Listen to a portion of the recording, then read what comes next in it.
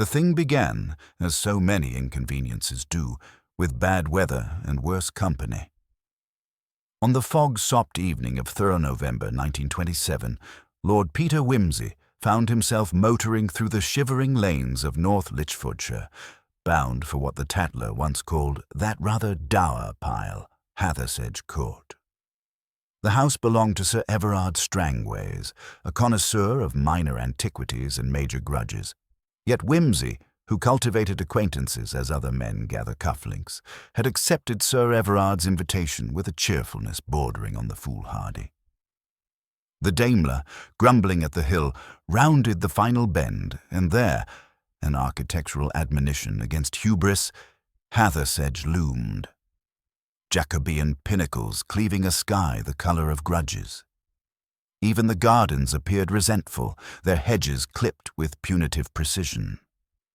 Bunter, immaculate despite the journey's mud-flecked belligerence, emerged to ring the bell, remarking only that the mist, my lord, carries an odour reminiscent of unswept chimneys.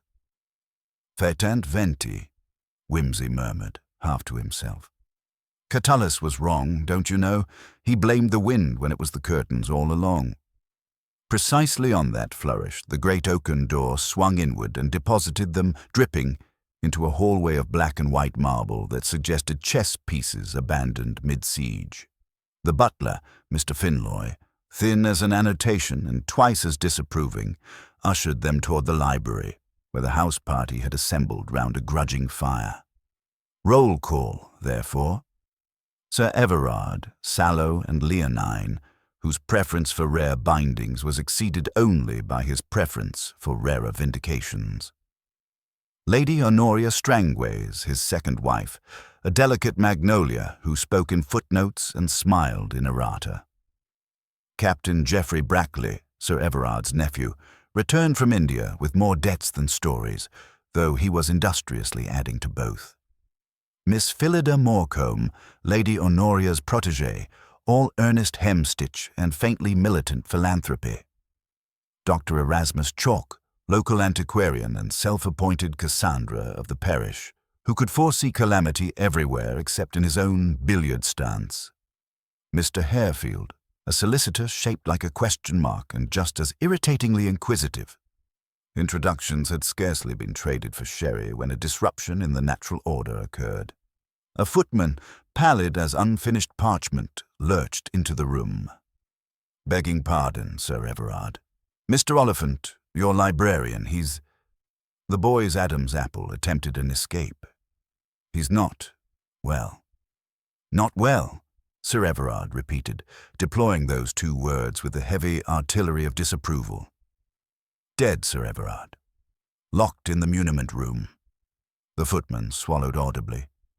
"And the curtains? They moved, sir, though there wasn't the least breeze." The sentence fluttered across the company as though borne on invisible draughts. Wimsey's eyes sharpened, catching the faintest shiver in Lady Honoria's gloved fingers. Captain Brackley muttered something unprintable. Dr. Chalk began seeking omens in the grate. "Move the curtains, did it?" Wimsey asked, breezily polishing his pince-nez. Most inconsiderate behavior for a corpse, though librarians have been known to resent misclassification. "Bunter, I think we shall inspect." The muniment room lay in the older wing, approached by a corridor whose panelling exhaled the vinegary scent of ancient vellum. There, beneath a tall mullioned window, the curtains, heavy Andalusian velvet, still quivered as though remembering an intrusion. On the desk slumped Mr. Horace Oliphant, spectacles intact, pulse absent. A dark contusion marred his temple, and ink, violently upset, formed a small black gulf upon the ledger.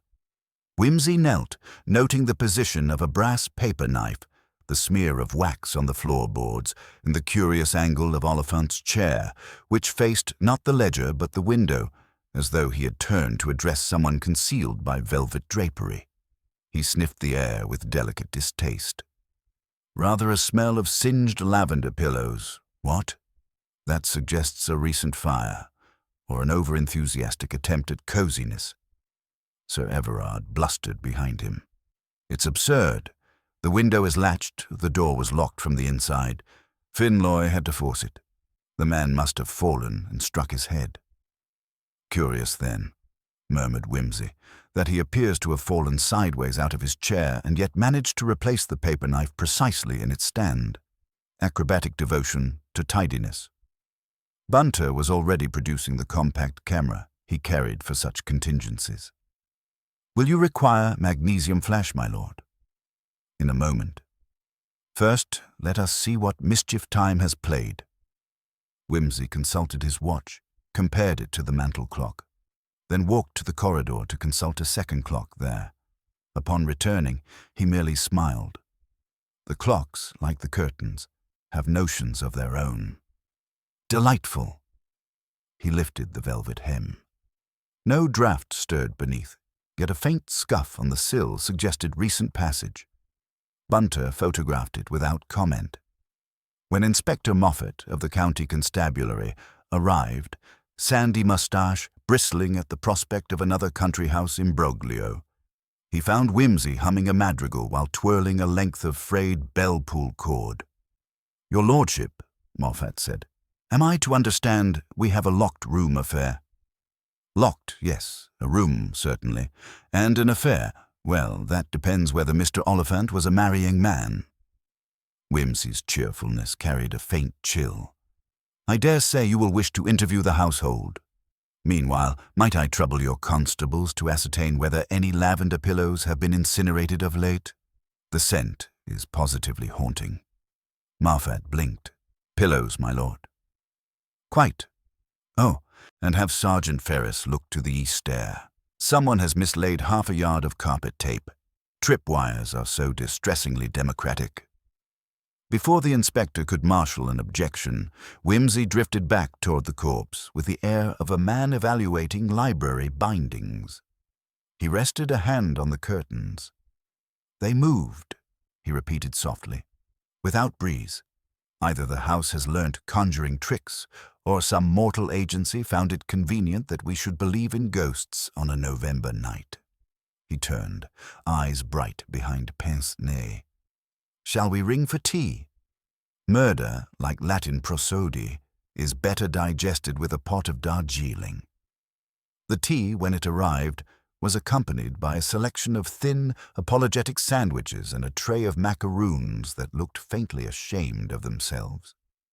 The household, reassembled in the drawing-room at Inspector Moffat's behest, perched on assorted upholstery with the wary rigidity of people expecting to be cross-examined and secretly wondering whether they should have worn something darker. Lord Peter Whimsy, now seated in a high-backed chair, too large for comfort and too ornate for good sense, stirred his tea with a silver spoon and regarded the company over the rim of the cup.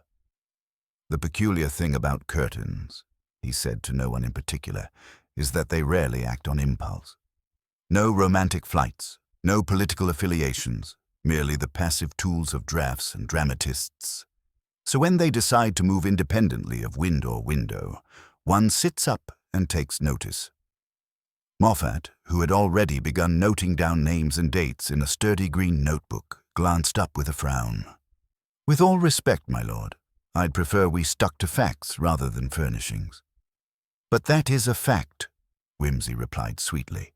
"As factual as the paper knife being in its stand, the door being locked from within, and our unfortunate Mr. Oliphant seeming to fall sideways while facing the curtains. We are in the presence of facts, Inspector, only they are the wrong ones." This philosophical reflection was interrupted by the arrival of Mr. Finloy, bearing a sheaf of papers, with the air of a man who disapproves of both crime and commentary. "Sir Everard asked that I bring Mr. Oliphant's catalogue. He was working on the Courtenay manuscripts before—" He cleared his throat delicately. "Before." "Ah, yes," Whimsy murmured, accepting the folder. "The Courtenay manuscripts. Glorious nonsense about Templar secrets, if I recall correctly, but with a few genuine Anglo-Norman scraps hiding in the mulch." "May I?" Finloy nodded stiffly, then retreated with the unspoken hope that murder would tidy itself away before luncheon. Whimsy flipped through the pages idly, eyes darting in little leaps from annotation to ink smudge. Mr. Oliphant's hand is precise, he noted. Regular, but not mechanical. Rather like the man himself, perhaps. He was a dull dog, Captain, Brackley offered with the air of someone seeking to be helpful. Always muttering about provenance and perishing decimal systems. Gave me a lecture once for using a pamphlet as a coaster. Was he prone to nerves? Whimsy asked. Not at all, said Lady Honoria, her voice brittle but steady. He was rather tedious but composed. Never drank. Detested melodrama. He did dislike being surprised, Phillida Morecombe added unexpectedly. If you entered the room too quietly, he'd flinch as though you'd struck him. Once I dropped a folio, and he looked ready to scream, but that was just nerves. He wasn't unstable, if that's what you mean. Whimsy nodded thoughtfully and returned to the catalogue. His finger stopped at a note in Oliphant's hand, marked with the faint trace of red pencil beneath the ink. CPP, 117-122. Sealed leaves, suspected misbound in 1703 binding, possibly conceals segment of the Osney letter. Now there's a thing, he murmured. The Osney letter, purported confession from a Benedictine prior to an unnamed abbot. Generally considered apocryphal, but people have killed for less convincing things. He looked up. Sir Everard, did Mr. Oliphant share his discoveries with you? The old man had been pacing near the fireplace, chewing the stem of a pipe with all the aggression of one who does not enjoy being baffled in his own home. He mentioned something about a misbinding, yes. Got excited over some Latin gibberish. Said it might prove a link to the Osney letter. I told him not to waste time on shadows. He didn't take it well. Did he make enemies? Whimsy asked. Don't be absurd. He hadn't the energy. I once saw him disagree with a publisher's footnote and apologize for doing so. The man couldn't have antagonized a rug. And yet, Whimsy mused, he ends up precisely where one doesn't expect to find a librarian, bludgeoned in a locked room, facing a window whose curtains moved inconveniently, without breeze. He looked toward Inspector Moffat. Do you mind if I examine the other wing? Bunter mentioned something about stair carpets and trip hazards, and it's been on my mind. Moffat, perhaps recognizing that resistance was more exhausting than consent, gestured loosely. As you like. Just don't touch anything until we've photographed it. They walked together through the dimly lit corridor, Whimsy's shoes making soft creaks on the ancient parquet. He paused at a landing where a small patch of frayed carpet had been clumsily pinned down with tacks. A few inches away, an edge had curled upward as if yanked. Here we have it, he murmured. Amateur sabotage, or panic repair. He bent down, examining the baseboard. Ah, look, Bunter. A faint wax trail here as well, and is that... Thread, my lord, Bunter supplied. Carpet fiber, torn quite cleanly, the sort that clings to rubber heels. Would you say our librarian wore rubber heels? Unlikely. Mr. Oliphant favored polished brogues with leather soles. I polished them myself this morning. Whimsy straightened and examined the nearby dumbwaiter shaft. It stood ajar, revealing an interior shaft leading down toward the kitchens. A curious place for thread, he mused, unless our ghost in the curtains made a detour. They returned to the drawing room to find Inspector Moffat now deep in conversation with Dr. Chalk, who was gesticulating wildly with a sherry glass and enumerating the known murders of antiquity. And, of course, the death of Hypatia. Brutal, but she was rather unpopular with Cyril's faction. Doctor, Whimsy interjected gently, you mentioned earlier that Oliphant had been seen in the village library recently. Did he often leave the house? More often than one might expect. He'd cycle in twice a week, always took the same route past the mill pond. Peculiar, really. He never checked out books. Just sat in the corner and read local histories. I assumed he was tracking land grants or something equally grim. May I assume, Whimsy asked, that he kept no close ties in the village? No romantic entanglements, say? Chalk blinked behind thick glasses. Mr. Oliphant, heaven forfend. He blushed at ladies and stammered at shopkeepers. A man more married to his catalogues never lived. People do marry for worse reasons, Whimsy murmured, but let it drop. The evening grew thick with silence, the kind that settles over a house digesting shock.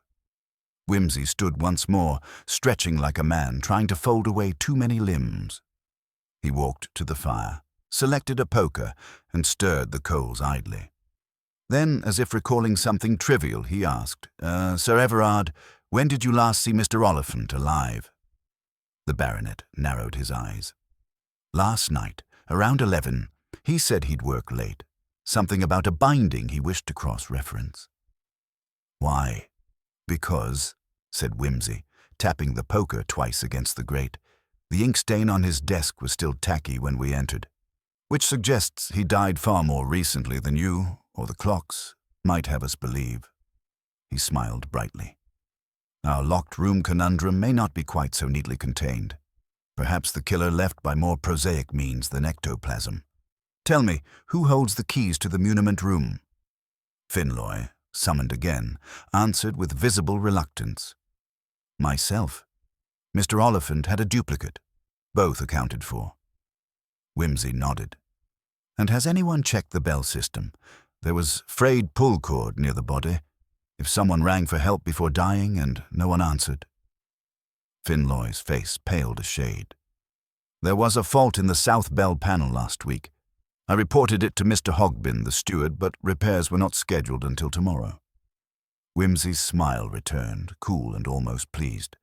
Then let's have a look at the servants' hallway, shall we? I suspect our killer was counting not just on locks and timing, but on something rather more banal, a delay. It's remarkable how much mischief can be accomplished in the space of an unanswered bell. Finloy led the way down a passage whose mustard-colored wallpaper had faded into the precise shade of old jaundice. The hush here was different from the grander corridors above, thicker, almost conspiratorial, as though years of whispered gossip had soaked into the wainscot.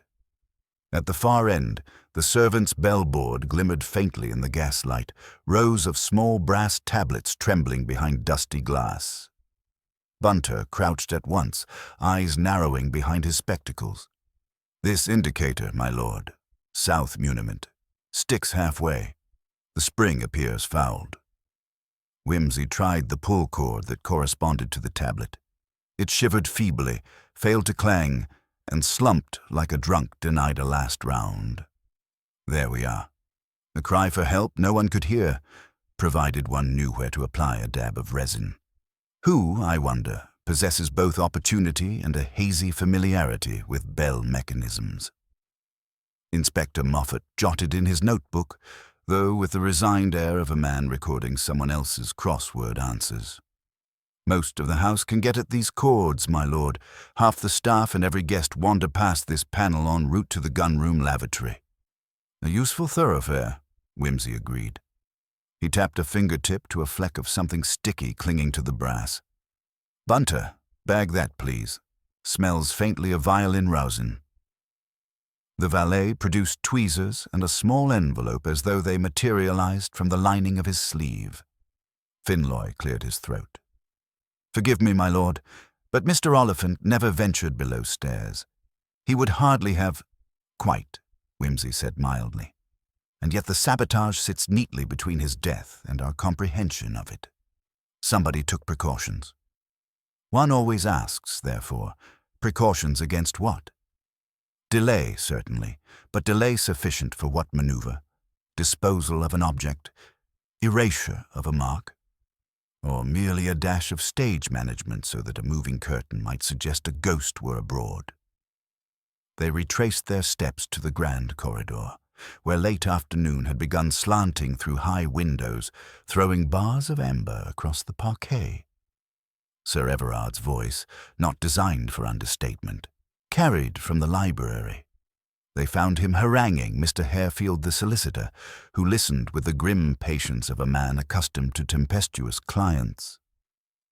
"And if that wretched document does exist," Sir Everard thundered, It will be mine by right of purchase, Harefield. I secured first refusal from the prior common auctioneers months ago. Harefield dabbed his brow. Undoubtedly, Sir Everard, but until Mr. Oliphant's notes are reviewed. The arrival of Whimsy's party induced a sudden quarantine of conversation. Sir Everard drew himself up. Well, any revelations, Whimsy?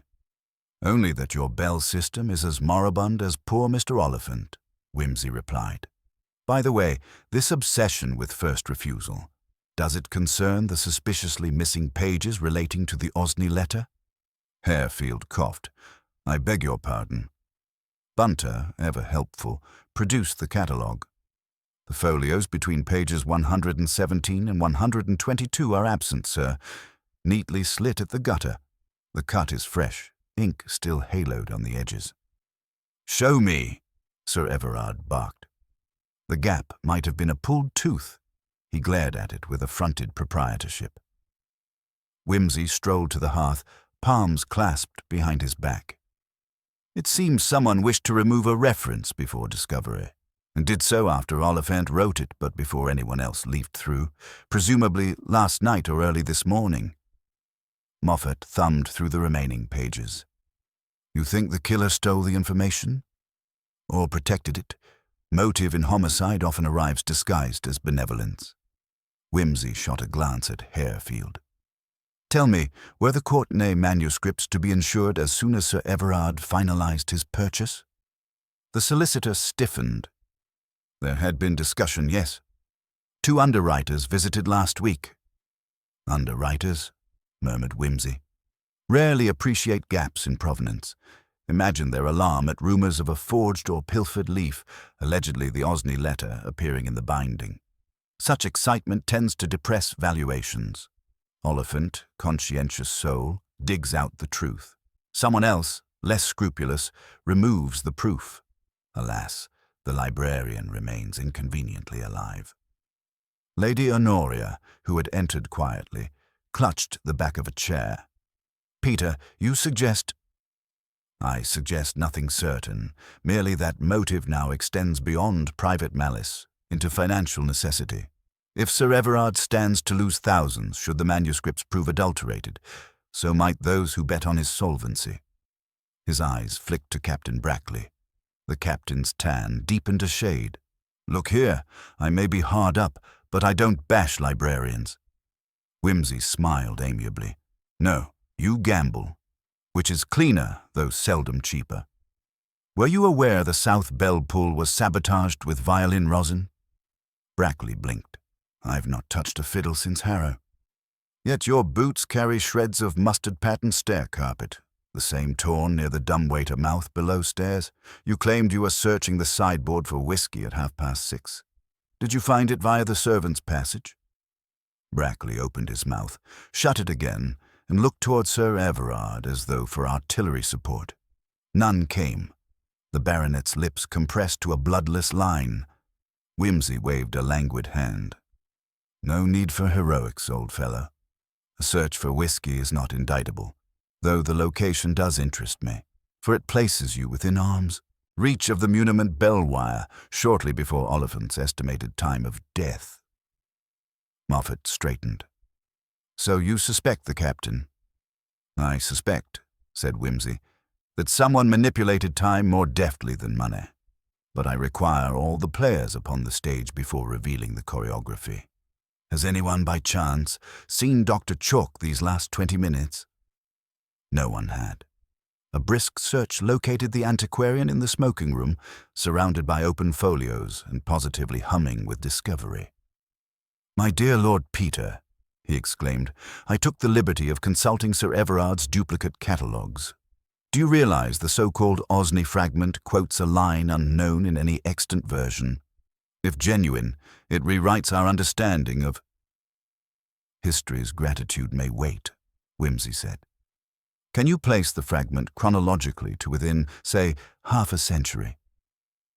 Chalk's enthusiasm deflated slightly. Well, early 15th at a generous estimate. And the paper? Therein lies the point. Flax-based verger, watermarked with a crowned capital. rare in England before 1420.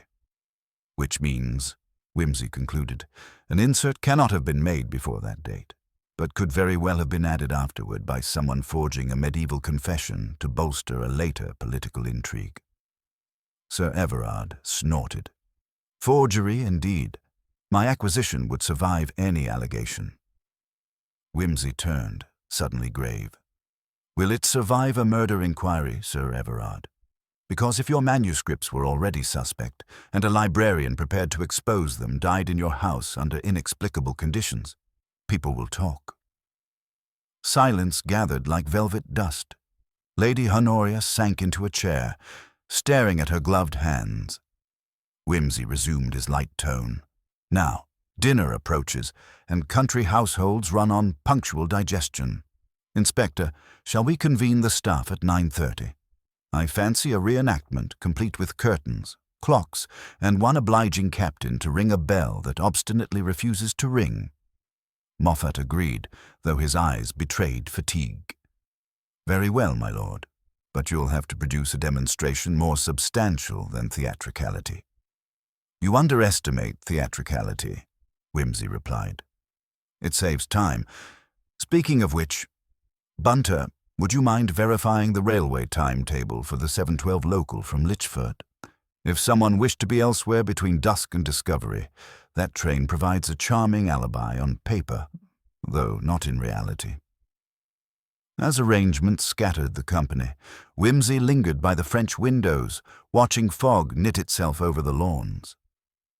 Bunter approached quietly. My lord, I examined the dumbwaiter shaft. Scratches on the inner frame suggest recent weight, something more than a dinner tray. Capital, Bunter.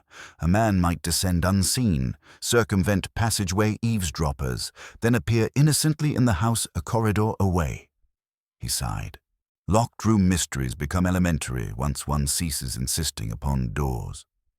A clang from the distant kitchen announced supper preparations. Whimsy closed the windows, then paused, head tilted. Do you hear that hum, Bunter? The generator? Yes, my lord, slightly over-revved. Which means lights may dim at an inconvenient moment. How delightful. Our culprit enjoys handicaps. Let us supply him a new one. Ensure the corridor bulbs near the muniment room are replaced with fresh filaments.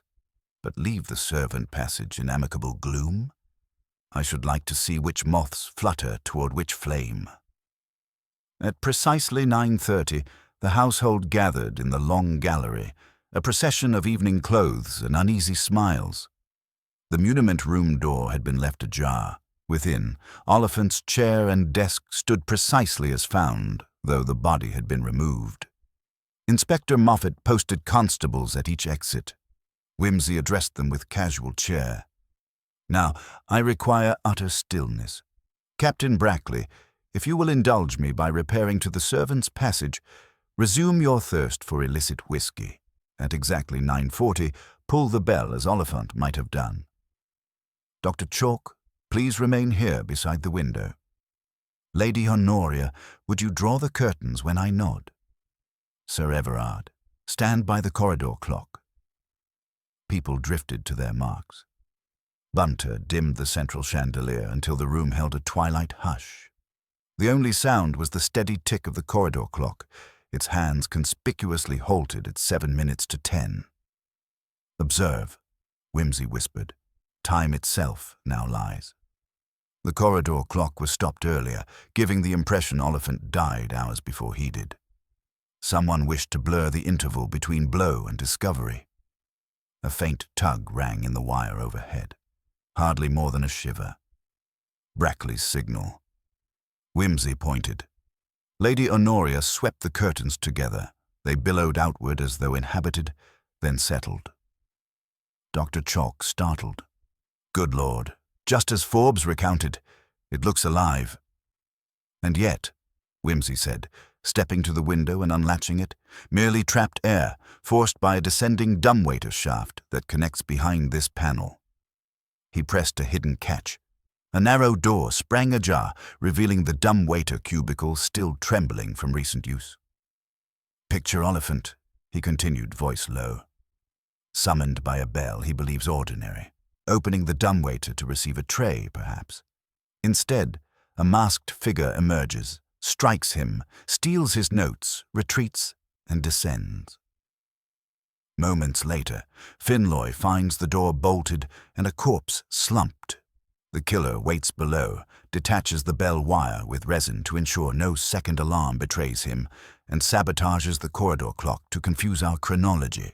The tremor of the dumbwaiter releases air behind these heavy drapes, and so the curtains perform their melodrama. Ghosts in the gallery. A low gasp shivered through the audience. Whimsy shut the panel gently.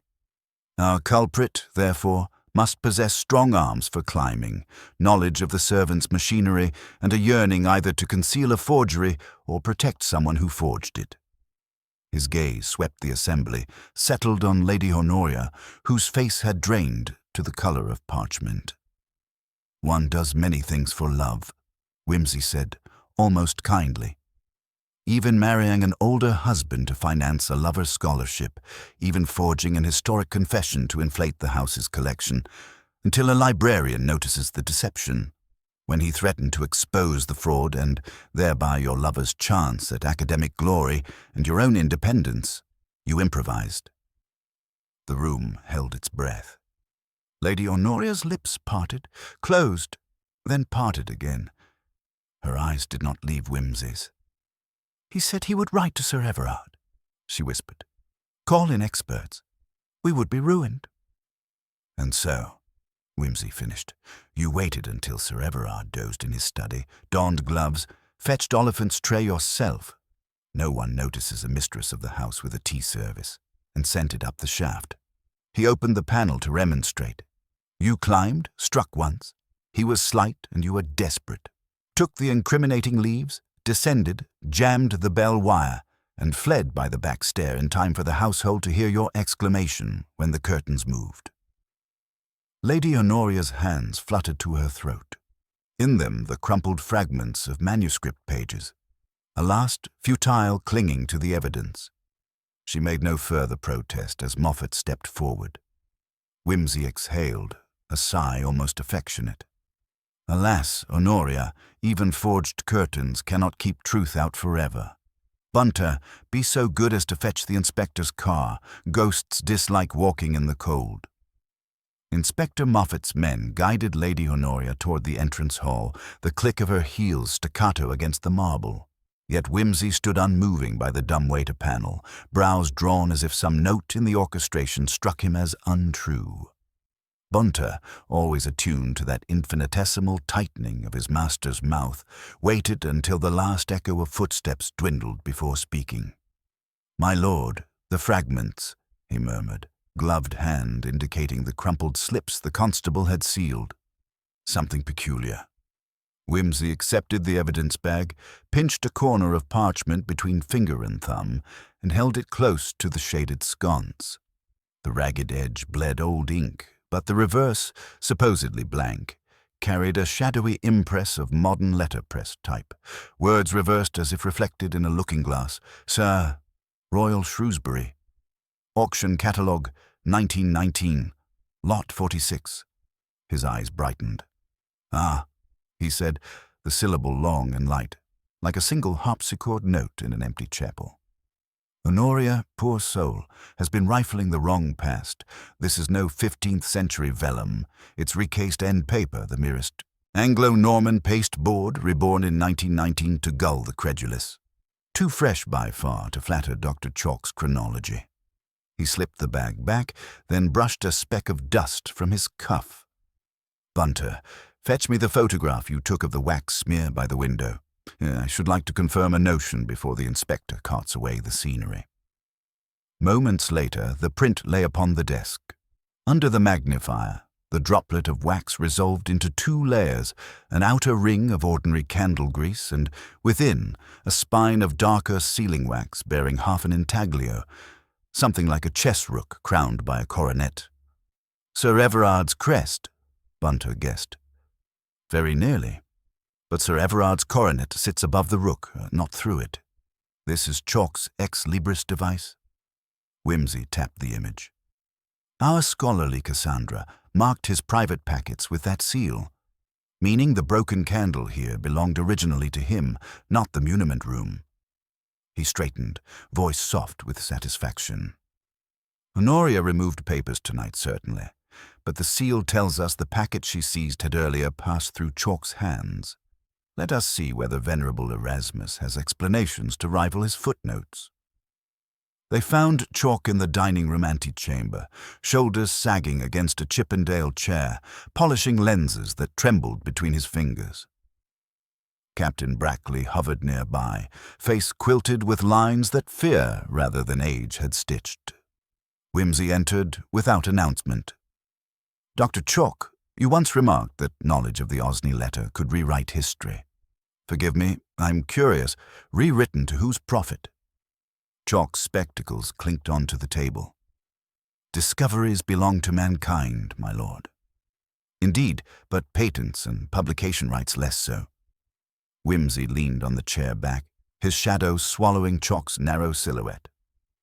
A forged confession slipped into the Courtenay manuscripts, then exposed by a heroic antiquarian crying fraud, discredits Sir Everard, depresses the sale value, and places the rescued relic conveniently under your stewardship.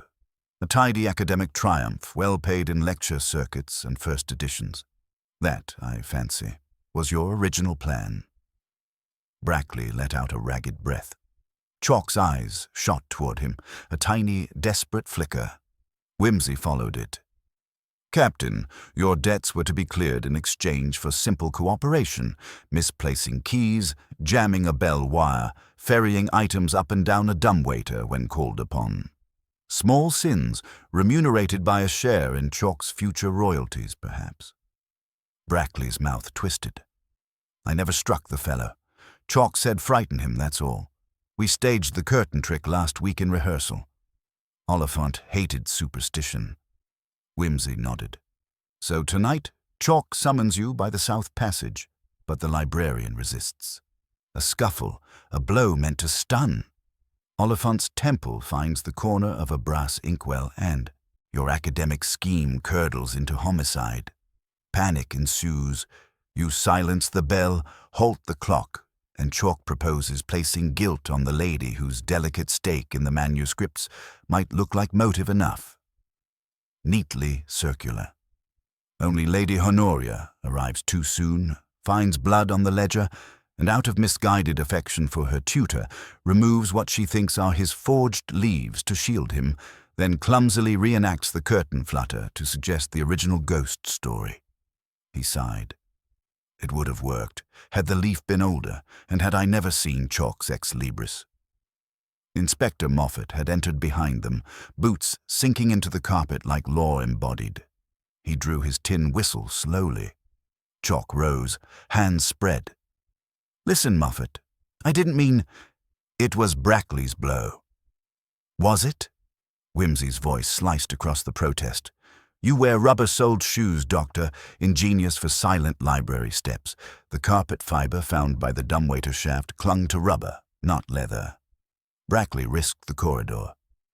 You took the shaft, and your violin Rosen, used to teach Captain Brackley how to silence the bell, stuck to your own sleeves before it ever saw a brogue." Chalk's shoulders sagged. "He owed me. Sir Everard never respected my scholarship, all these years of servitude, dusting his treasures, cataloguing his every whim, while he mocked my theories. Then Oliphant, sanctimonious clerk, starts whispering about my forgery. Do you know what an accusation like that does? Finished Lord Peter before I'd begun." Whimsy's gaze was oddly gentle. "So you finished him instead. And when Lady Honoria interrupted, you turned opportunist, gambling the inquisitive librarian's death might yet purchase your freedom." Chalk's next words broke on a sob. "It was an accident. The inkwell—" "Accident demands contrition, not cover-up," Whimsy replied. "You chose concealment, and, alas, enlisted this poor overdrawn captain in your flight from consequence." Brackley dropped into the chair, face buried in shaking hands. Moffat produced handcuffs with weary efficiency. As the inspector led Chalk and Brackley away, Whimsy lingered, a lone figure beneath the carved plaster ceiling. Outside, mist lapped at the balked moon. Inside, only the pendulum clock dared speak, ticking at last in honest time. Bunter appeared with brandy, silently offered. Whimsy declined with a vague flick of fingers. "Her ladyship?" he asked. "Resting in the morning room," Bunter said. "Sergeant Ferris has taken her statement. She appears relieved, in a manner of speaking." "Relief? A sweet but costly draught," Whimsy murmured. He moved to the window and placed a hand against the cold pane. So much ingenuity squandered on a counterfeit leaf. Scholars, Bunter, will always fall in love with the past. Unfortunately, some conduct the affair with knives. He turned, brisk again. "Pack our bags in the morning. There's a 9:20 to town. I've promised Charles Parker luncheon, and his wife threatens to read me her latest sermon on punctuality." A faint smile returned. "Besides, Bunter, I begin to fancy curtains that move only when one draws them." "Very good, my lord." They left the room. The ancestral portraits stared after them with wooden solemnity, as though pondering whether logic or loyalty held more weight. Upstairs, the constable's footsteps echoed a last time. Then Hathersedge Court settled into an uneasy quiet, the sort that follows storms yet promises truer weather at dawn. Outside, somewhere in the damp reaches of the park, a lone owl questioned the darkness and received no answer at all. Morning broke in a damp, tentative grey, the sort of light that looks over its shoulder as though unsure it ought to be intruding. Whimsy, already dressed and whistling a fragment of Orlando Gibbons, supervised the folding of immaculately brushed tweeds into his suitcase. Bunter moved at economical speed, finding room even for the demure box that held the last 2 macaroons. "The cook might improve with practice, my lord, but a souvenir is instructive." Their train, like virtue, waited for no man. A brisk knock prompted Bunter to open the door. Inspector Moffat entered, hat in hand, faced the colour of unfinished porridge. "Your lordship, I'm afraid your journey must delay. Dr. Chalk has been found unconscious in his cell. Hallway constable believes it's laudanum. We've summoned the physician, but the hospital's 12 miles. Might you—" He faltered, almost shy. "Take a look. You've a knack for what things mean even prior to post-mortems." Whimsy shut the suitcase with a sigh that was part relish. "The train will have to whistle on without us. Come, Inspector, let us peek in at the good doctor's exit rehearsal." The village lockup occupied a dank quarter of the market house. Its entrance smelled of wet rope and disinfectant. A single dim bulb fluttered like a nervous moth above the inner door. Chalk lay on a narrow bunk, breathing in rapid sips, eyelids twitching beneath bruised crescents of sleeplessness. A cup, rim coated in sticky brown residue, rested near his right hand. Whimsy sniffed it. Laudanum, yes, but heavily cut with tincture of cardamom.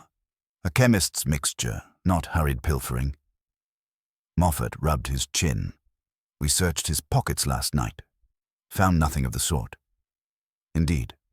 Therefore someone brought it in." He examined the cell lock. Primitive, key operated from the corridor and unchanged these 100 years.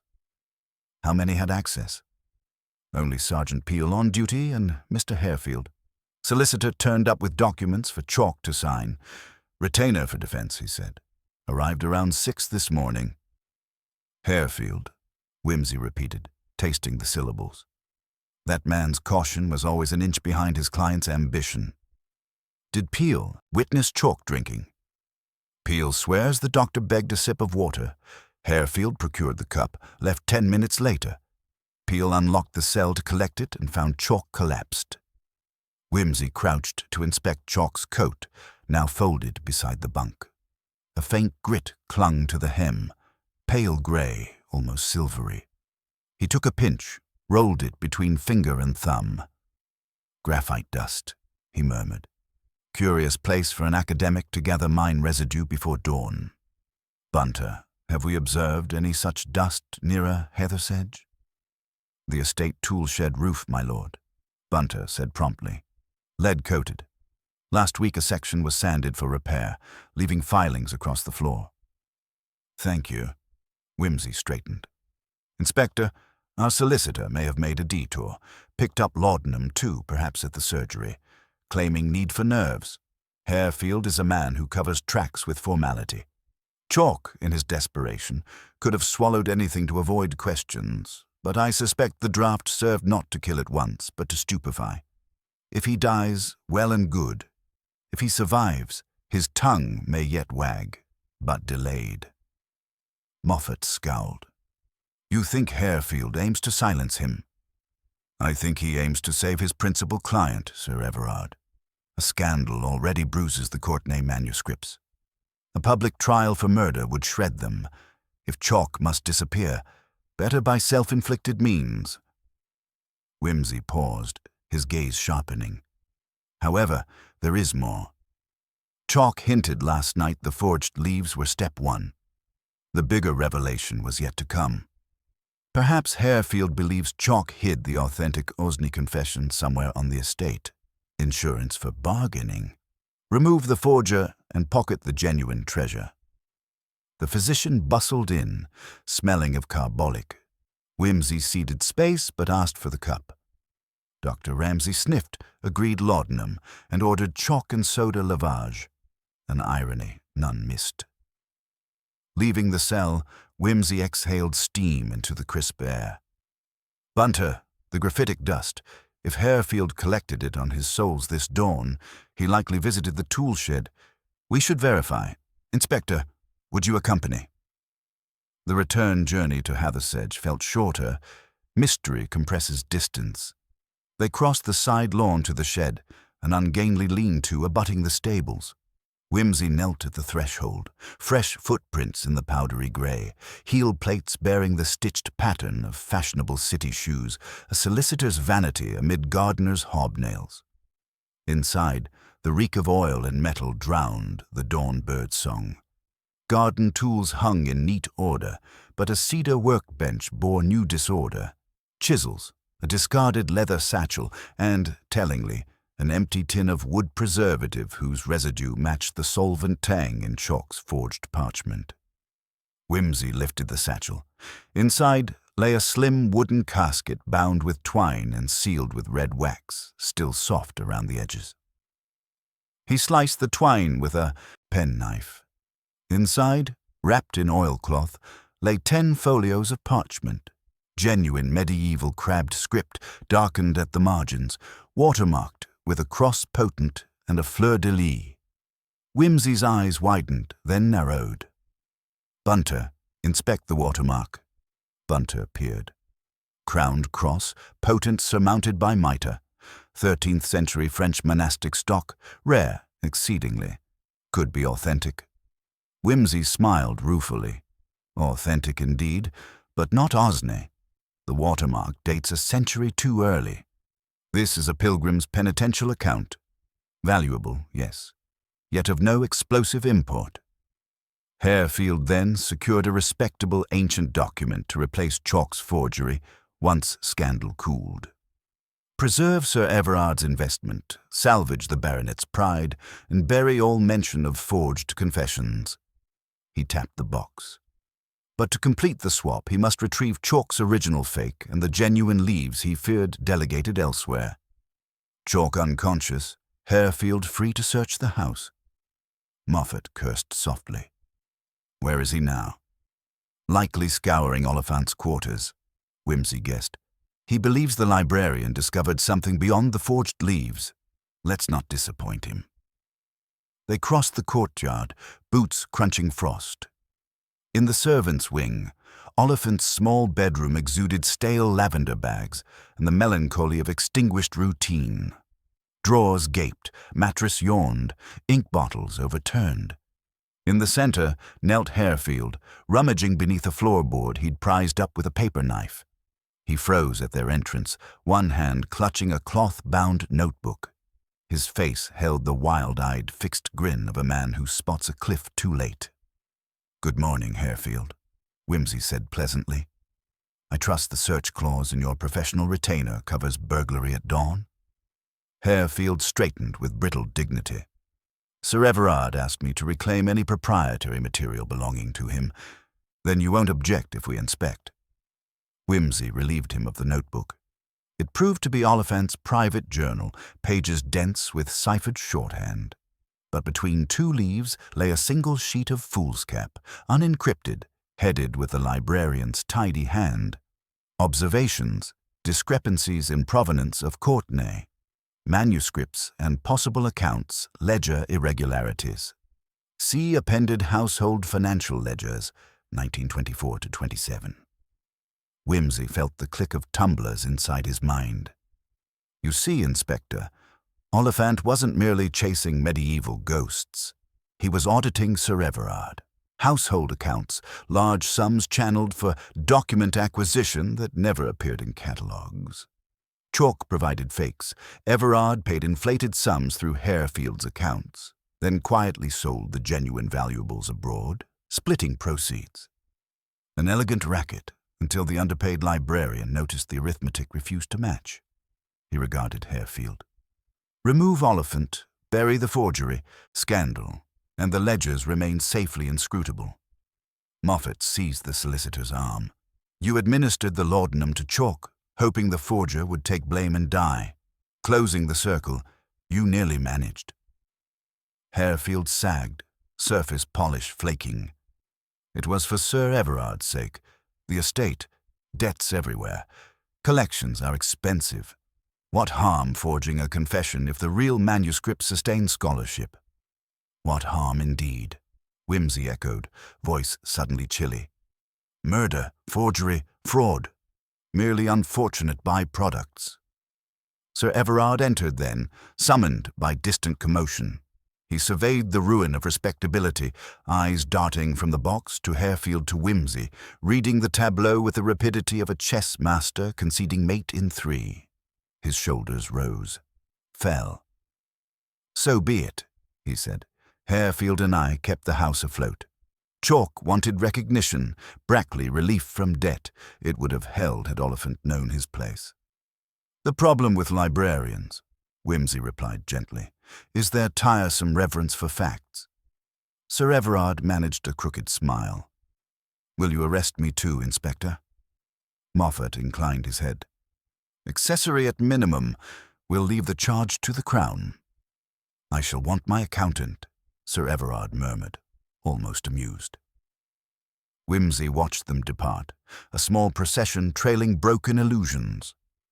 In the growing light, the once menacing corridors of Hathersedge looked merely shabby, the dust more obvious, the grandeur threadbare. He turned to Bunter. Fetch 2 cups, old friend. I mislaid my appetite for railways, but I fancy breakfast, and the kitchen no longer frightens me. They settled in the library, the fire rekindled, silence broken only by the crack of twigs. Whimsy opened Oliphant's ciphered journal and leafed through until he found a final unfinished line. Plain English amid shorthand. If truth be inconvenient, yet it must still be shelved under tea lest the whole edifice topple. He closed the book thoughtfully. Libraries, Bunter, arrange chaos into sense. So too must detectives. Another case for the catalogue. Bunter poured coffee. And the curtains, my lord. They shall remain quite still, Whimsy said, tipping sugar in with fastidious care. For at last a decent breeze of honesty blows through the house, and that is generally less theatrical. Bunter permitted himself the faintest of smiles. Outside the mist thinned, revealing lawns strewn with frost diamonds. Somewhere a gardener began raking, the rhythmic rasp working like a metronome to life returning to ordinary tempo. Whimsy raised his cup in silent salute, to Oliphant, to facts, and to the inexhaustible card index of human folly, then drank deeply, as though cataloguing even bitterness under life's more stimulating flavors. The coffee had scarcely cooled when Finloy, looking more sepulchral than usual, materialized with a telegram on a salver. Whimsy unfolded it one-handed. The paper crackled like a guilty conscience. Parker reports Harefield's clerk trying to ship large crate to Antwerp. Tonight stop sender using Strangways. Account stop suspect manuscripts inside. Stop suggest you and Bunter make hurry. Stop. He passed it to Bunter with a lifted brow. Our ledgers sprout legs at alarming speed. Antwerp implies a discreet antiquarian market. No awkward English provenance questions if the crate slides quietly through port. Bunter checked his watch. There's a noon express to London, my lord, connecting with the evening boat train. If we change at Crewe, we shall, though I resent hurried farewells. Kindly apprise Inspector Moffat that our jurisdiction leaps to the capital. Sir Everard's drama now plays to a continental audience. The northbound train rattled across frost-limbed fields, steam billowing in rhetorical flourishes. Whimsy, sprawled with feline indolence, regarded a dossier Parker had forwarded. Harefield and Fitch, solicitors, recent invoices to Van Relt Shipping Co. Insurance cover notes for rare vellum goods. A single hotel receipt in Chalk's name, Antwerp, dated 6 weeks prior. Curious, Whimsy murmured. Chalk fetches a fake confession, yet simultaneously scouts Flemish buyers for the genuine pilgrim leaves we found in the shed. 2 markets, 1 scholar. He meant to play both ends, like a man praying in church while picking pockets in the vestry. Bunter, opposite, knitted brows. And Sir Everard? A captive investor, I suspect. He funds the acquisitions and, in return, receives doctored catalogues and flattering valuations. Harefield skims, Chalk forges, Brackley acts as go-between. Each partner blinded by his own need. Vanity, cash, youth. He tapped the window. Crime, Bunter, is seldom a single melody. It is an ill-conducted fugue. Their carriage lurched. A steward arrived with sandwiches. Whimsy accepted egg and cress, but left the bread, consuming the filling with delicate distaste. One must avoid ballast before action. Euston received them in a gust of coal reek. Charles Parker waited by the cab rank, Mackintosh collar up, expression of dogged satisfaction. Evening, Peter. Our solicitor friend is cagey. His clerk tried booking a bonded warehouse near the docks. Fortunately, the yard monitors Van Relt after a haul of smuggled ivories. I've impounded the crate for inspection, but it's sealed under a Strangways Customs declaration. Strangways Senior or Junior? Senior, though Harefield filed it. The baronet claims ignorance, but his signature sits bold as bilberry on the manifest. Forgery, perhaps? Whimsy said. Harefield wields quills more wicked than stilettos. Let's pry open the box before Antwerp's dealers lament a lost bargain. A police van conveyed them south through streets turning, lilac with dusk. At the dockside warehouse, drafty, smelling of hemp and Thames sludge, 2 constables flanked a pine crate tall as a confession booth, chalked on the side, antique books, fragile. Parker produced a crowbar. Shall we? The lid yielded with an indignant groan. Straw overflowed. Whimsy plunged an arm, drew forth a leather portfolio embossed HS. Horace Strangways, the late baronet, Sir Everard's father.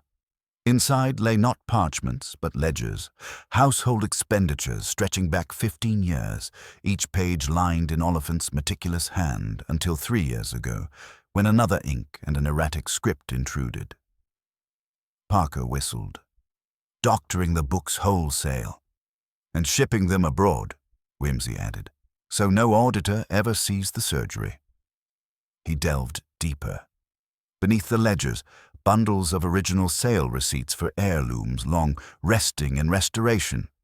Beneath those, nondescript volumes, shelved library copies of early 19th century sermons. Ha! Whimsy exclaimed. The genuine treasure. These sermons are red herring wrappers, hollow spines, see? He cracked one gently. Inside nestled 6 slim vellum sheets. The real Osney fragments, crisp and authentic beyond debate, bearing the penitential seal of Prior Michael in scarlet vermilion. Parker's eyes widened. Oliphant was right all along. He was, Wimsey said quietly, and someone feared his stubborn accuracy. Harefield planned to spirit away both the incriminating ledgers and the authentic confession. Chalk's flamboyant forgery would absorb public disgrace, while Harefield later discovered the genuine leaf to rehabilitate the estate value. Sleight of parchment. Parker's lips formed a silent whistle. All falls neatly, except Chalk collapsed before confessing. Harefield panicked, loaded everything for Antwerp. Just then, footsteps echoed in the corridor. A figure slid between crates, slim, trench-coated, hat-brim low. Harefield himself, cheeks grey, eyes reflecting warehouse lanterns like coin in dark water. "I had hoped," he said, voice raw, "to retrieve my property before interference. Alas." Two constables stepped forward. He produced a pocket revolver, nickel-plated solicitor's conceit, and levelled it at Wimsey. "Easy," Parker warned, hand near coat. "Mr. Harefield," Wimsey said, calm as a librarian's hush. "One fires upon truth at peril. It ricochets." He tapped the crate. "These books will speak regardless. Shoot, and you merely footnote your guilt in red."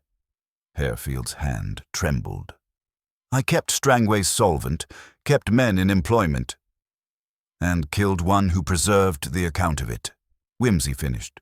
"Or rather, you employed others to kill while you drafted tidy disclaimers. Let us not gild cowardice."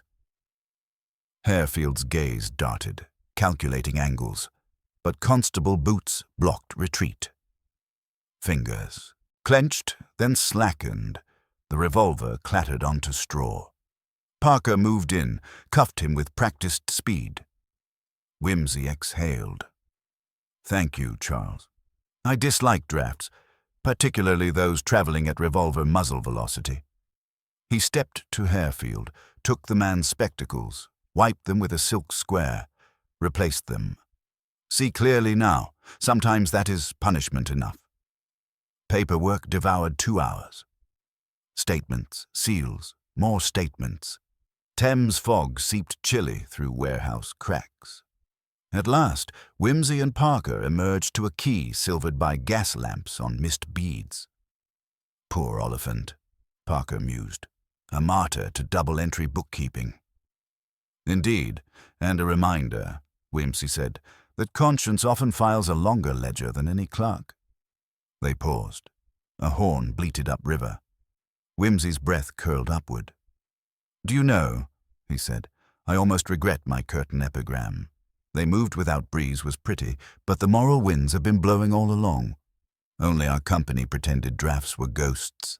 When men shift blame to phantoms, beware the hands clutching the bed linen." Parker chuckled.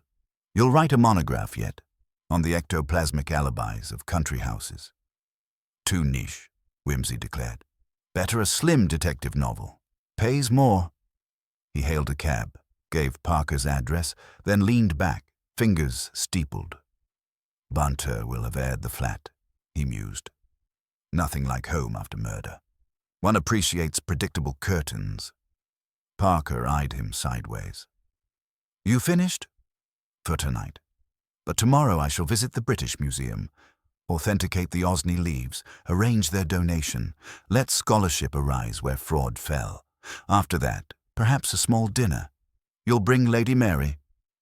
"With pleasure, and you'll toast the librarian." "With Darjeeling," Wimsey said, smile flickering.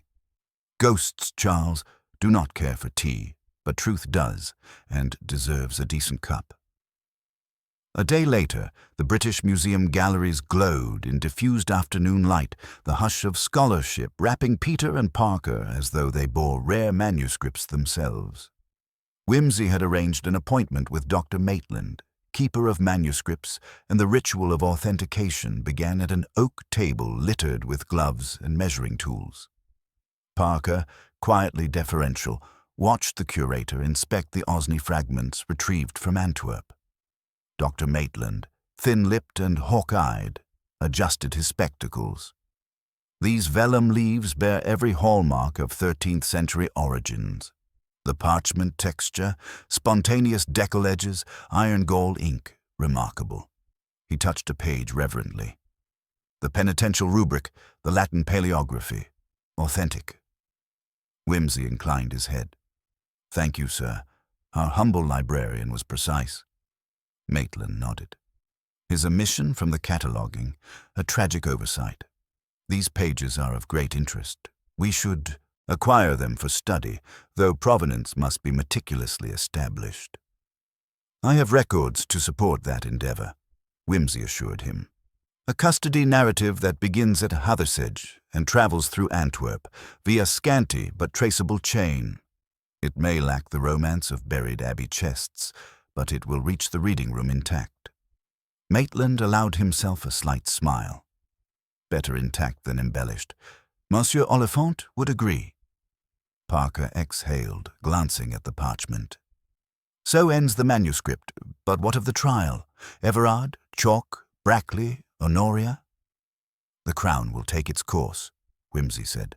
I have confidence that justice, not sensationalism, will prevail.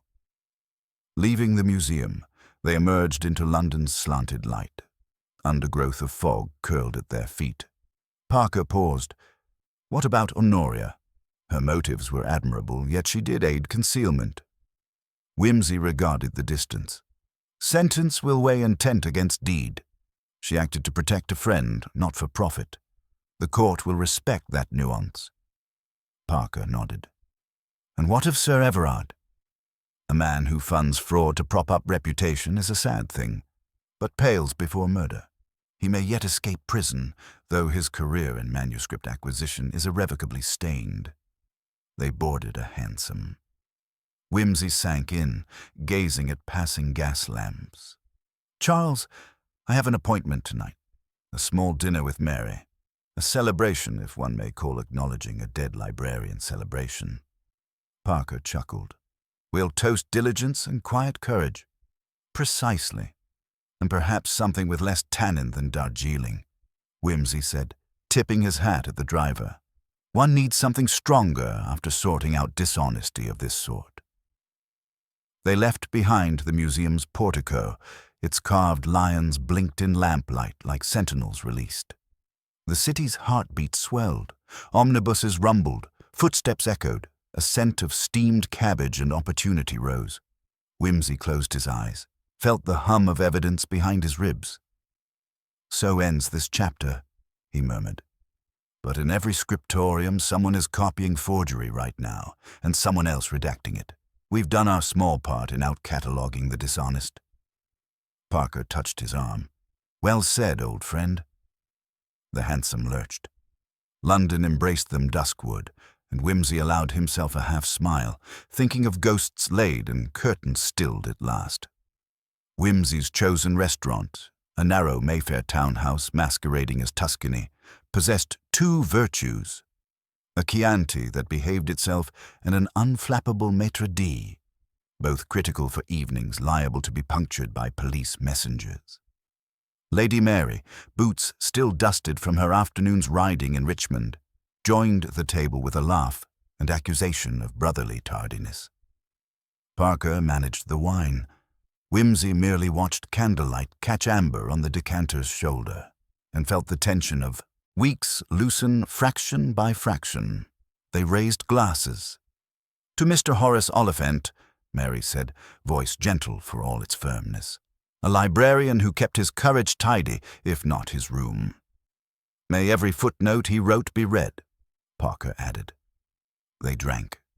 Conversation drifted. Mary's latest philanthropy scheme for shop girls, Parker's grumbles about home office paperwork, Whimsy's sardonic account of curtains with stage fright, until a discreet cough interrupted. The maitre d' bowed, proffering a sooty-edged envelope. Whimsy slit it with his dessert spoon. Ink, hastily scrawled, bled through the paper. Dr. Chalk regained consciousness. Demands to see you stop grave matter relating manuscripts. Stops Thomas's ward. Without delay, stop Moffat. He folded the note. Forgive me, Mary. Scholarship calls from a less convivial cell. She studied him. Business or peril? Possibly both. But think of the anecdote value. He kissed her cheek, murmured an apology to Parker, and hurried into the lamp-speckled night. A taxi clipped along the embankment. Moonlight silvered the river like a proof sheet too fresh for binding. St. Thomas's, white and vast, smelled of disinfectant and hushed forgiveness.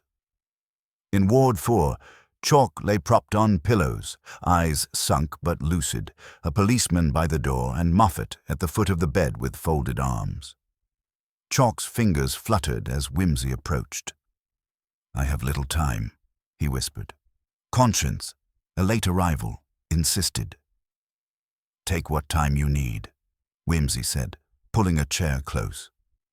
"Not confession," Chalk began, each breath snagging. "An omission. Harefield, more cunning than you credit. The ledgers you seized, clever but incomplete. He excised one sheet months ago, insurance against Sir Everard himself. The folio logs a payment, 5,000, marked only F.P. "Initials?" Whimsy asked. "Possibly. Or a place. But Harefield believed it incriminated a third partner. He told me, implying leverage." A feeble smile. He failed to consider my memory. "Where is the missing sheet?" Chalk's gaze wandered upward as though reading ceiling plaster. "I hid it when doubt first stirred in me, before Brackley's debts sharpened the plot. Village charity shop, Hathersedge. Books for Belgian relief." I slipped the sheet into a cheap volume few with thumb, Walpole's Castle of Otranto, 1894 reprint. Red cloth, spine sun-faded, price penciled 2 shillings. If Harefield finds it first, he'll burn it. You must. He broke into a cough. The monitor at his bedside hopped erratically. Whimsy touched his arm. "Rest. You've catalogued enough." He signaled to Moffat and stood. Outside the ward, the inspector exhaled. "Charity shop volunteers. Box unsold stock every Friday. Tomorrow's lorry leaves at dawn for an East End pulping mill. Then we have scant hours." Whimsy's eyes glinted. "Harefield sits in a cell, but he has clerks, runners, people who fetch crates to Antwerp. Someone could already be driving to Hathersedge. Shall I telegraph the local sergeant?" "By all means, though I distrust wires. Too many ears." Whimsy's grin held more daring than amusement. "Better, Parker, Bunter, and I will motor through the night. Providence favors bibliophiles." The Bentley's engine hummed through darkness, Bunter at the wheel, Parker navigating by starved signposts. Whimsy, coat collar up, stared ahead with the single-mindedness of a hound scenting print. At 2:30, the headlights spilled across the shuttered frontage of St. Edmund's Aid to Belgium, books and bric-a-brac. They slipped inside via a window's loose catch. The air carried the musty sweetness of long-confined paper. Piles of volumes towered like uneven city skylines, every steeple a title yearning for reprieve. Bunter produced a torch. Parker stationed himself by the door, revolver ready.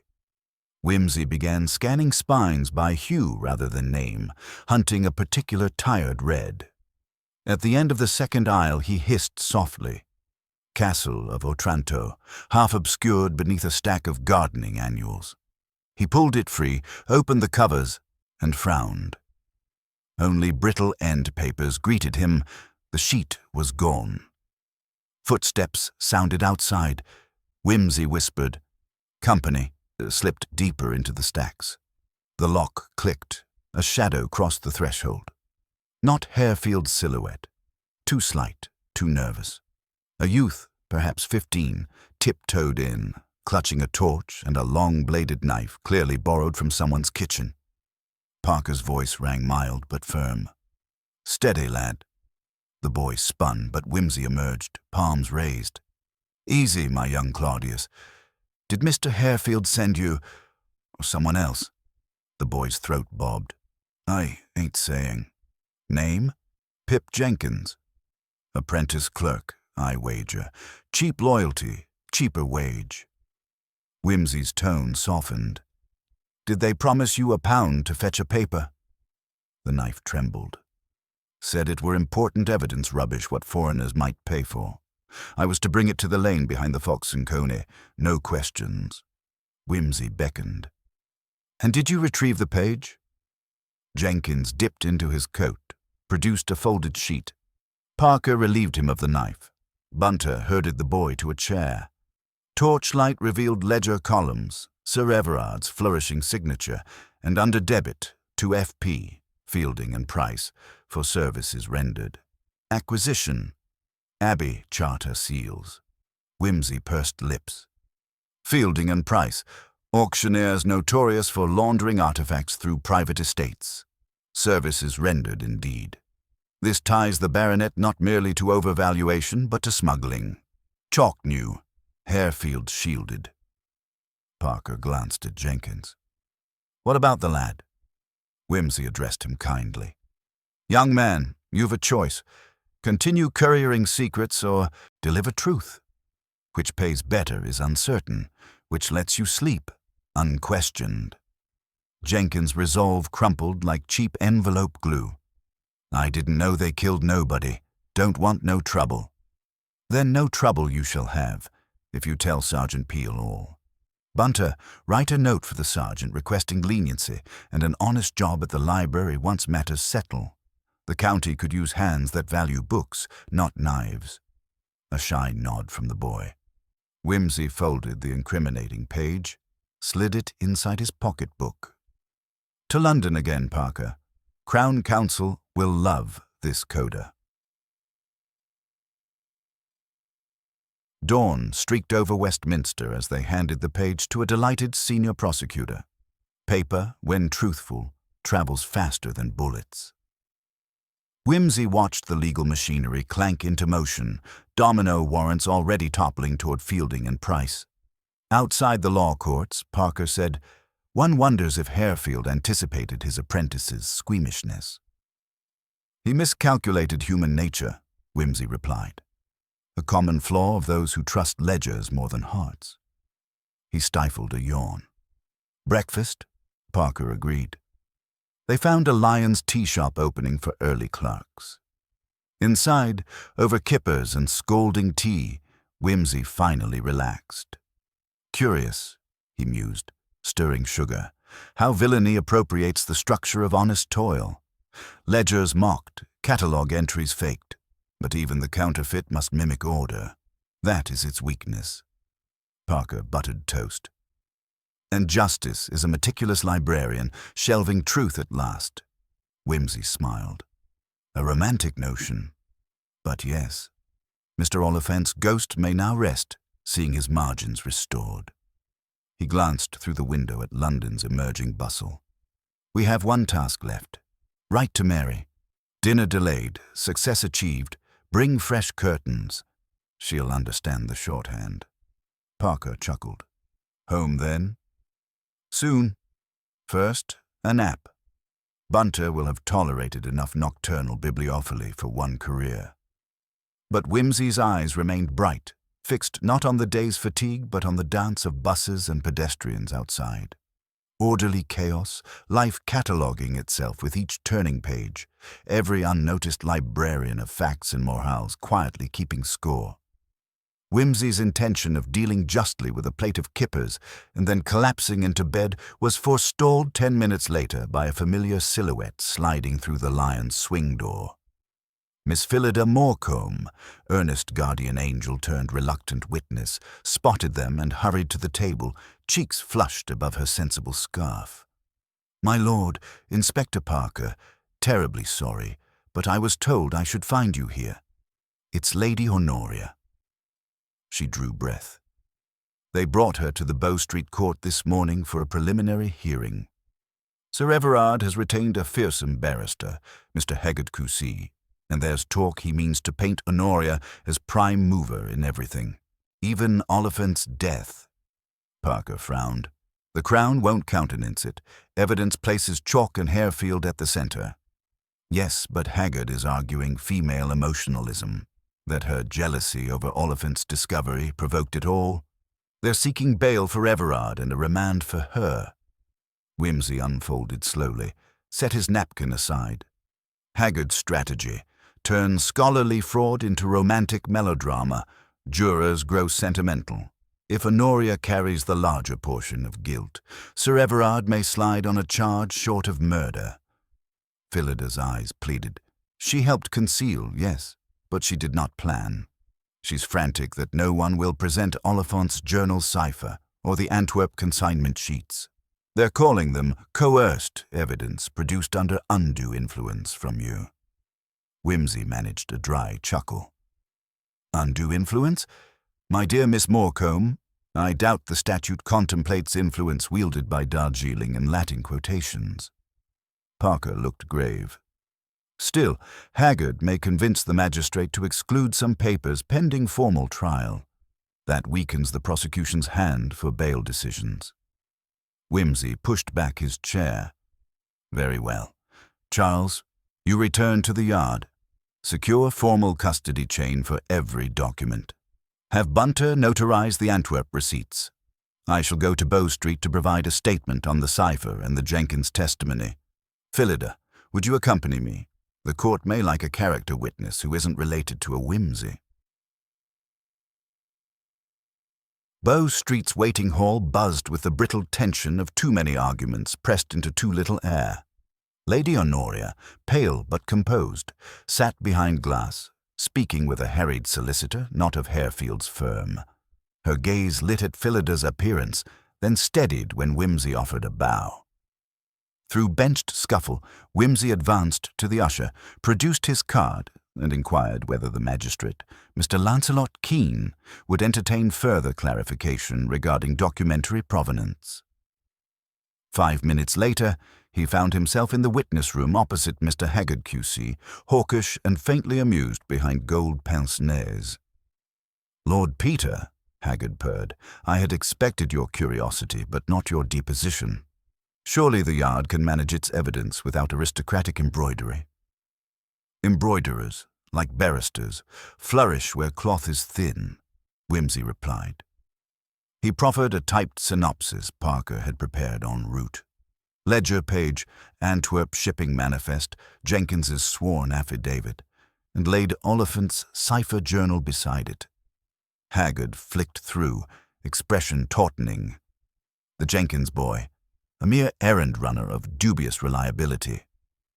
Dubious only until corroborated by telephone records from Harefield's chambers ordering a motor for the Fox and Coney, Whimsy said pleasantly. They have been subpoenaed this morning. Additionally, the cipher entries align with payments traced through Fielding and Price, now closed by police. Haggard's lips thinned. You're thorough, my lord. Merely bibliophilic. Whimsy smiled. I cherish marginalia. A clerk called them in. The courtroom, all varnish and cold radiators, gathered hush as the magistrate returned to the bench. Haggard began an eloquent plea for Sir Everard's release. Advanced age, philanthropy, fragile health. Then maneuvered into alleging Honoria masterminded both forgery and hush-up, manipulating weaker men. Keene cocked a skeptical brow, but listened. When Whimsy took the stand, he outlined the chronology with surgical neatness. Chalk's forging scheme, Harefield's laundering, Brackley's complicity, Everard's sanction, Honoria's after-the-fact obstruction born of misguided loyalty. He produced the Caesar cipher key Oliphant had appended, demonstrating how each fraudulent invoice line in the books found its echo in Chalk's private code. Keene perused, nodded once, and when Haggard attempted to question Honoria's guilty conscience, Whimsy countered by reading a ciphered entry. Noting Oliphant had intended to speak first with Lady Honoria because she alone retained sense of morality amid the commerce. The chamber inhaled sharply. Haggard pivoted, asked whether such an entry might be invented by Whimsy. Keene cut in. Counselor, Lord Peter presented the key and sample text. You may test it yourself. Haggard subsided. Bail was denied both Sir Everard and Harefield, while Honoria was granted conditional release to her brother's Surrey rectory. Chalk, still in hospital, remained under guard. Outside, reporters swarmed. Honoria approached Whimsy, eyes bright with unshed tears. "I cannot express—" "Then do not," Whimsy interrupted softly. "Write, rather, to the Oliphant family. Tell them you will endow a reading room in Horace's name. Actions, not thanks." She nodded, gratitude radiating through exhaustion, and let Phillida shepherd her to a waiting car. Mid-afternoon found Whimsy trudging up the stairs of his Piccadilly flat, body leaden. Bunter opened the door at once, impeccable, of course, and announced a caller waiting in the study, Dr. Chalk's brother, Reverend Septimus Chalk, curate in Staffordshire. A thin man rose from the fireside, nervous hat twisting in long fingers. "Lord Peter, forgive the intrusion. I travelled by early train upon hearing of Erasmus's involvement. I fear he is dying without absolution." Whimsy gestured him to sit. "Your brother's body struggles, but the physicians allow hope. His conscience, I think, has begun penance." The curate exhaled. "He asked me to retrieve something for him, a small notebook locked in the top drawer of his rooms at King's College. He claims it will vindicate his academic work. The porter refused. Only police may enter now." Whimsy frowned. "A second notebook.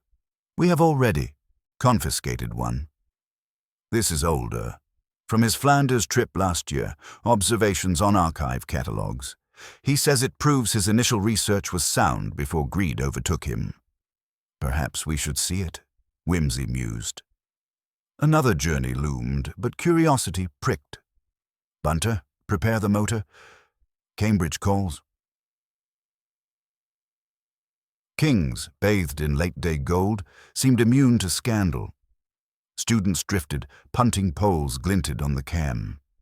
The college porter, apprised by telephone, handed over a lacquered box found in Erasmus Chalk's desk.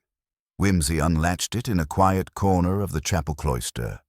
Inside lay a moleskin notebook and, unexpectedly, a velvet pouch whose heft suggested metal.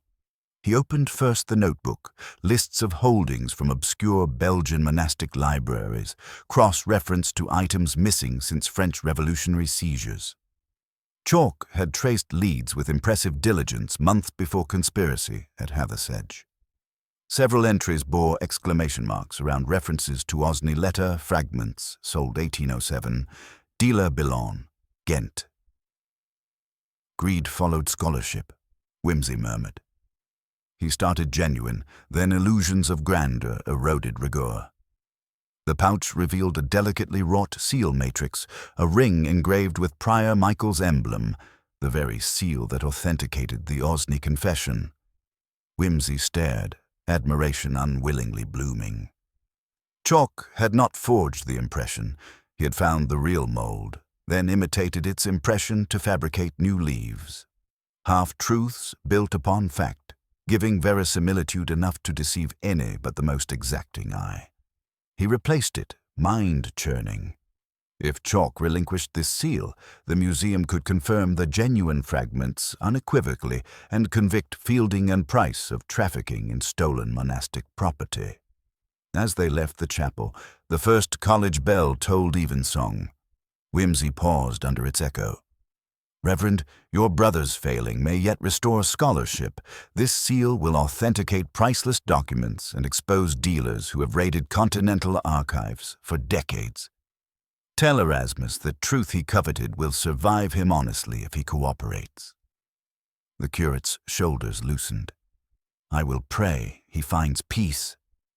"Pray also," Whimsy said gently, "for publishers who shall soon proofread an avalanche of revised catalogues."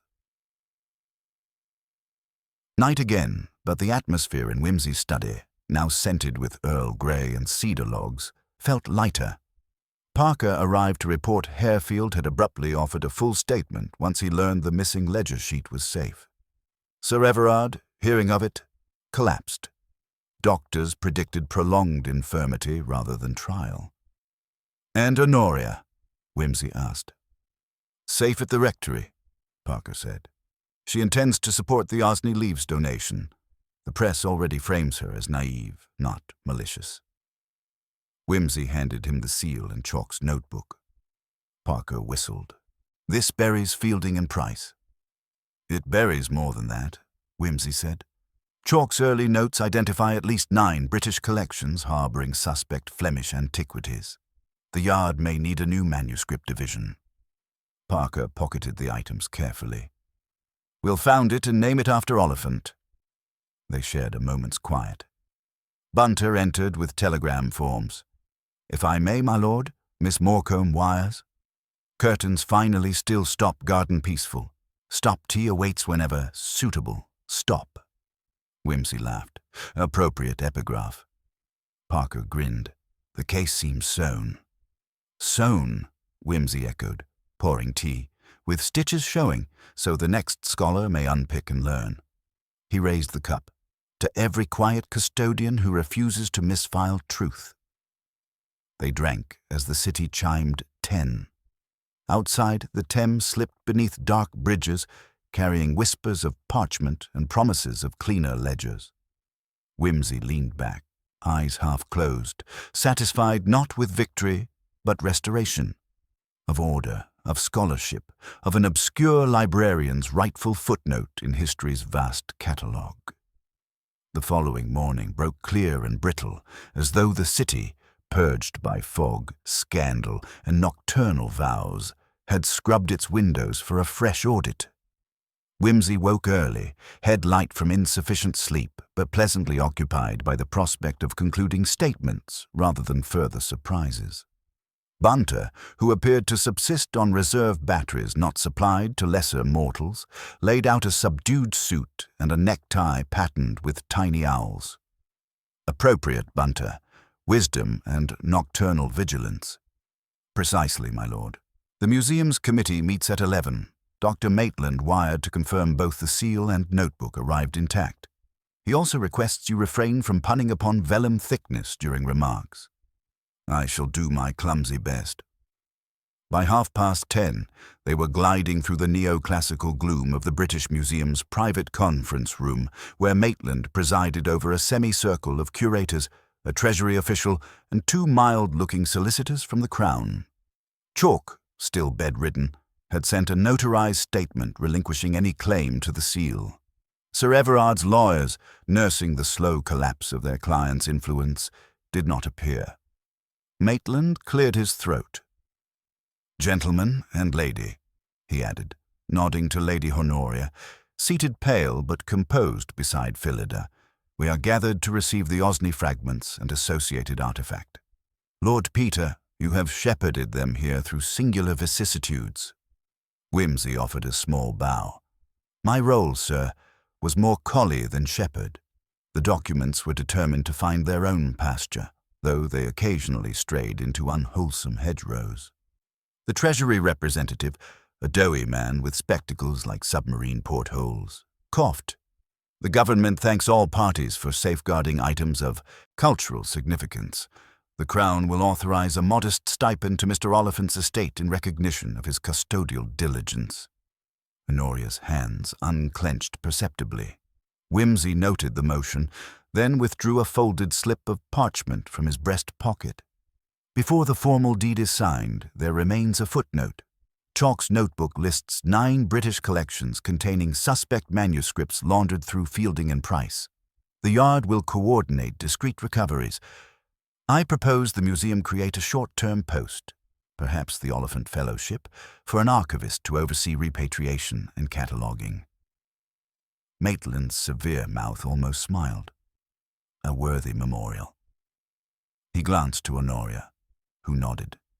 Phillida, never shy of causes, murmured that benefactors for endowments could be found among her circle.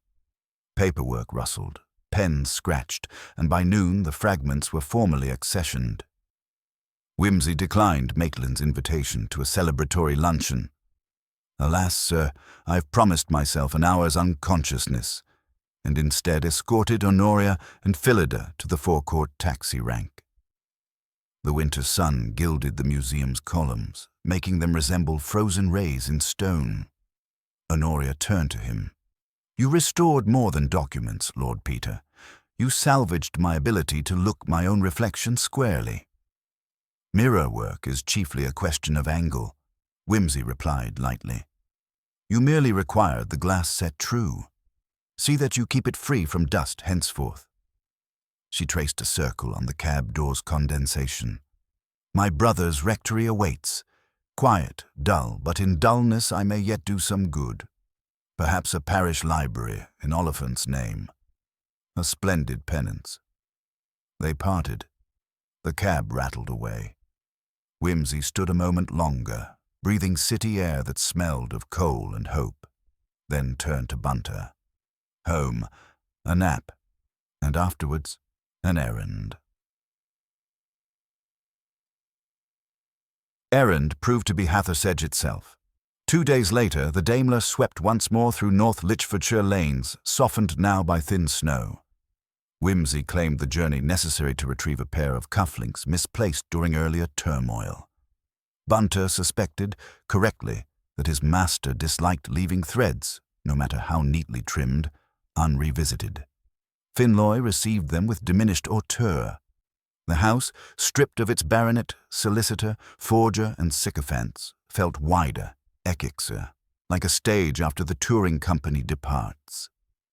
In the library, Wimsey located his cufflinks, tidily set atop a blotter by some conscientious soul, yet wandered to the muniment room before departing. It looked smaller. Without the corpse, the velvet curtains hung docile, the bell pull replaced, the clocks rewound. Wimsey examined a corner where Oliphant's ledger had toppled. The floorboards bore a faint scar, now wax-polished but visible to trained eyes. He crouched, running a fingertip along the dent. An indelible punctuation mark. "Bunter, observe. Even after the sets are struck, the stage remembers the play." He straightened. "Well, let us write the epilogue." They left Hathersedge under a low sun that turned every frosted hedge into a string of diamonds.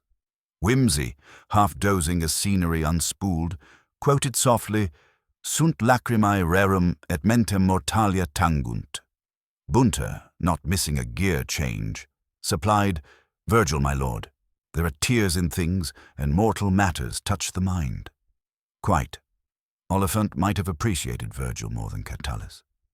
Wimsey smiled, though librarians are seldom asked their preferences until after they're murdered.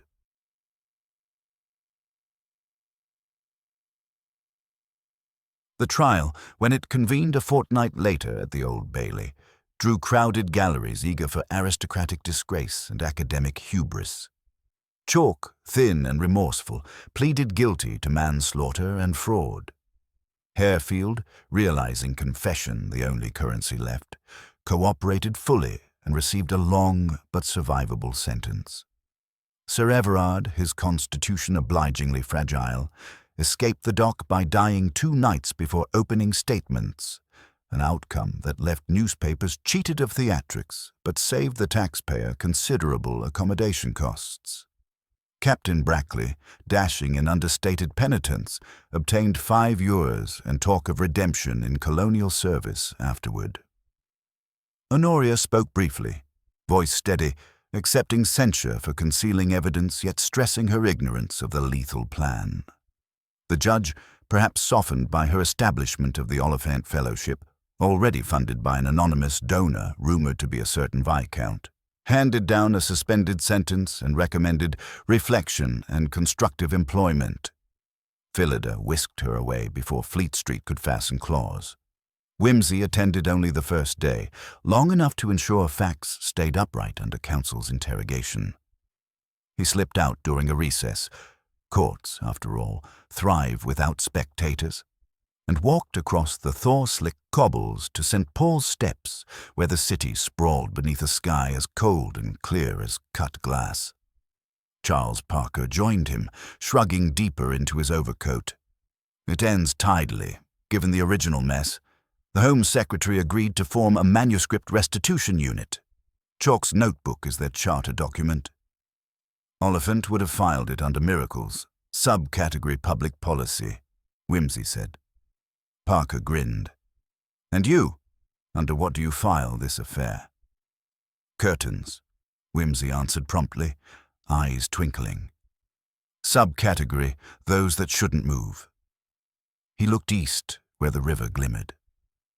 But deeper, I file it under fidelity, of librarians to truth, of documents to their origins, of conscience to fact. Forgers forget fidelity. Thus their handiwork betrays them. Parker produced 2 cigars. To librarians, then.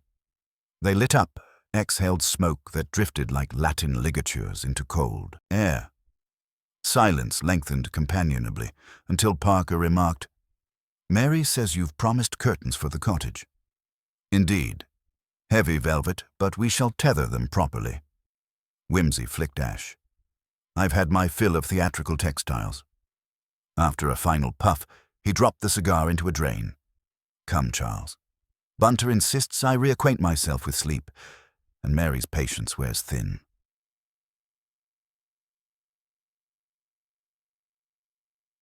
Evening found him at Lady Mary's riverside cottage, small lights glowing amber through mullioned panes. Inside, her laughter greeted him first. Then, more surprising, Dr. Chalk's brother, the curate, rose from an armchair. He proffered a slim volume bound in plain calf. "A second edition of Catullus," the curate explained shyly, inscribed by Erasmus to Mr. Oliphant years ago, when both were students cataloguing a minor collection. "Oliphant's family asked me to pass it to the person who did most to vindicate him. That would be you, Lord Peter, or perhaps your library." Whimsy accepted the volume with reverence uncommon even for him. "Catullus precedes Virgil in more ways than chronology. I will shelve it in a place of honor, marked O for Oliphant, not C for Catullus." Mary poured sherry. Conversation floated gentle as wood smoke. When Bunter finally signaled that the Daimler waited, Whimsy lingered at the threshold. "Peter," Mary teased, "must you dash off again? Another mystery courting your attention?" "None at present," he replied. "But puzzles breed in quiet corners. Librarians can't supervise every shelf at once. When the next curtain twitches, I shall respond." He kissed her hand, then her cheek. "Until then, I'm content to be catalogued under domestic bliss, temporarily on loan." Outside, the night was crisp, starlight precise. Even constellations appeared newly indexed. Whimsy donned gloves, allowed Bunter to settle him into the car, and leaned back watching the cottage recede into orderly rectangles of light. He quoted half aloud, "Felix qui potuit rerum cognoscere causas." Happy the man who knows the causes of things. Bunter flicked an appreciative glance in the rearview mirror. "Shall I drive leisurely, my lord?" "Not too leisurely. One mustn't keep Felicity waiting." The Daimler purred through lanes rimmed with frost, curtains inside perfectly still, the only motion the gentle churn of wheels carrying Lord Peter Whimsy toward rest, and, inevitably, toward the next footnote fate would ask him to verify in life's sprawling, untidy catalogue. As the dusk deepened over London, shadows gathered like whispered confidences among the old stone and gaslight. Whimsy stood once more in the study of Hathersedge House, now emptied of scandal but still holding its residual chill, a faint echo of secrets unquiet. The servants, hushed and respectful, awaited his word. The household gathered as if for a séance, though the only spirits present were those of logic and human frailty. He began, voice measured but laced with his customary archness. "Ladies and gentlemen, you may rest assured that no supernatural agency caused the curtains to stir that night. Though one might be forgiven for suspecting a ghostly hand, I find instead a far more mundane culprit: human cunning and desperation." He paused, allowing the silence to thicken, a rare gleam of satisfaction lighting his eyes. "Recall that the key to our puzzle lay not in the dramatic, No shouted threats, no hidden passages.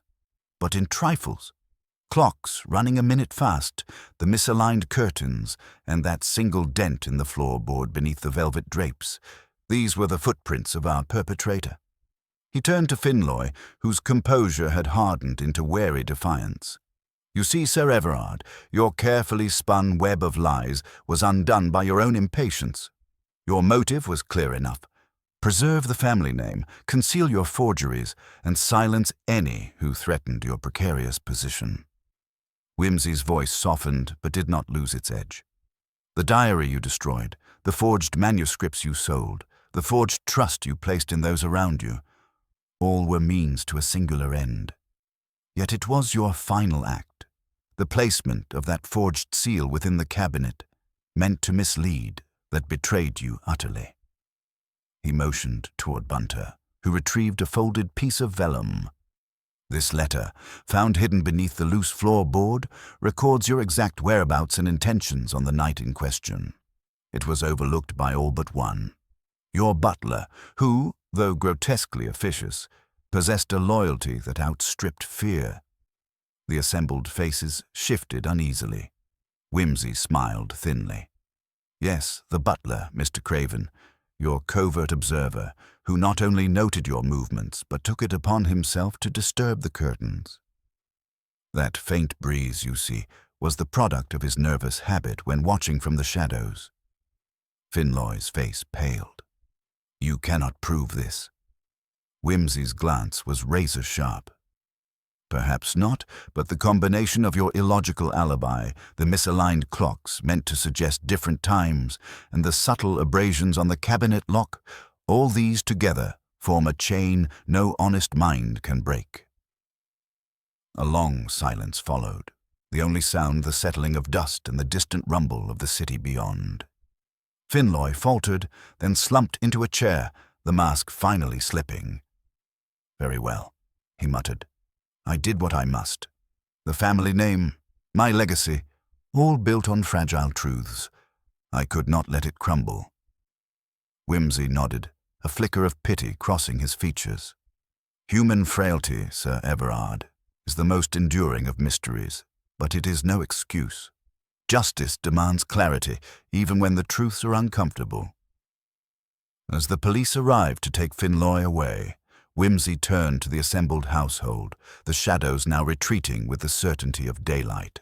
Let this house remember that darkness lingers only where light fails to reach. The truth, like the dawn, finds its way. Later, as he and Bunter departed beneath the gaslit streets, Whimsy allowed himself a rare moment of repose. One must admit, Bunter, that all the world's a stage, but it is the actors who slip the cues that provide the real intrigue. Indeed, my lord, and you, as ever, know the script better than any, Bunter replied with a slight bow. Whimsy smiled wryly, lighting a cigar that burned as steadily as his resolve. Then let us hope the curtains remain still for a time. Yet I suspect the play is never truly over. With that, they vanished into the night, leaving behind the quiet house and a truth uncovered. The final act of a mystery resolved not by ghosts or ghouls, but by the inexorable logic of the human heart.